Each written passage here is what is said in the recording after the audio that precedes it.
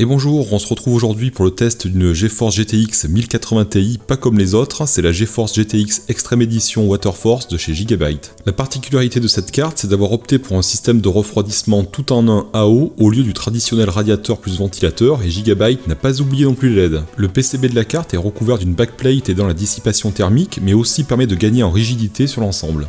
Le système se compose de la carte et d'un IO liquide refroidi par un radiateur de 120 mm avec son ventilateur d'origine. Un cache en plastique recouvre le tout avec une petite fenêtre permettant de voir le water cooling, ainsi que bien sûr les LED.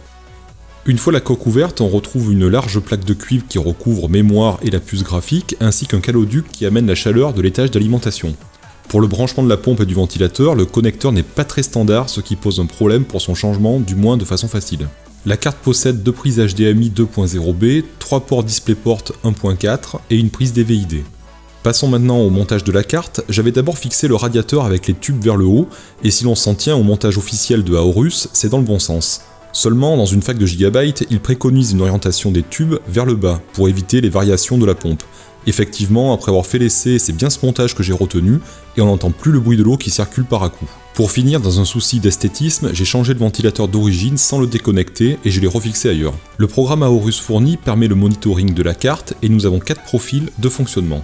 Le profil Silent, la carte tourne avec une fréquence boost mini de 1582 MHz. Gaming, la fréquence boost mini est de 1721 MHz. Et enfin OC, la fréquence boost mini est de 1746 MHz.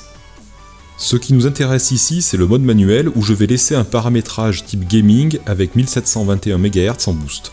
Ayant changé le ventilateur, je vais régler au minimum celui d'origine pour éviter des nuisances sonores supérieures. Ici à 30%, il tournera quand même à 1000 tours minute. Nous ne changerons pas la puissance cible de la carte à 100% qui correspond à 250 watts, et on va laisser 70 degrés à ne pas dépasser en charge. Le ventilateur du refroidissement de la carte vidéo est à présent connecté sur CPU optionnel, et sa rotation est fonction de la température processeur. Sachant que sur les jeux, la température processeur relevée chez nous est entre 40 et 55 degrés, je vais donc régler ma ventilation en fonction, et à affiner peut-être par la suite.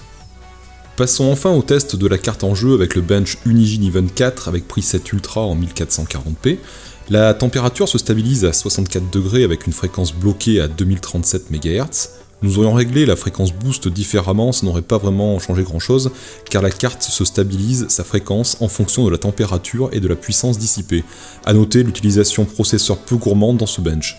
À présent, sur Assassin's Creed d'origine preset Ultra en 1440p, la synchronisation verticale est activée, donc nous avons un framerate de 60 fps fixe. Le jeu est bien plus sollicité au niveau processeur, il est beaucoup plus récent aussi. Si la température reste similaire avec 63 degrés, la fréquence est stabilisée à 1974 MHz, ce qui reste très bon.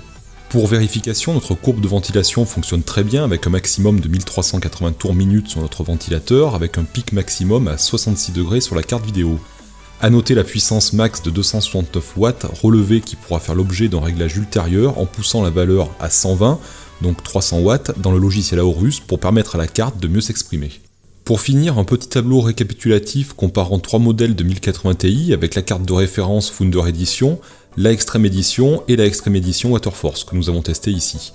Les fréquences boost sont identiques entre les Extreme Edition, ce sont des cartes overclockées d'origine, plus performantes que la Founder Edition. Si le comportement des fréquences est similaire entre Extreme Edition, il n'en est pas de même des températures et du bruit. Avec un système watercoolé, la carte est plus fraîche de 12 degrés en moyenne que sur les Extreme Edition et 21 degrés de moins que sur une Founder Edition.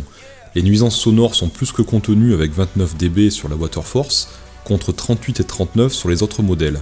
En sachant que tous les 3 dB le bruit devient 2 fois plus fort, on ne peut qu'apprécier le silence de la Waterforce.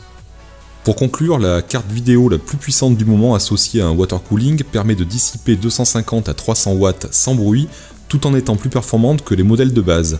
On peut toujours augmenter manuellement la fréquence boost, mais est-ce bien utile au vu des performances déjà très bonnes, à part pour faire du bench? La seule chose à redire serait une ou deux sondes supplémentaires pour la température de l'eau et celle des VRM, ainsi qu'un connecteur standard pour extraire le ventilateur d'origine définitivement. Je vous remercie d'avoir suivi cette vidéo et je vous dis à bientôt pour un nouveau test.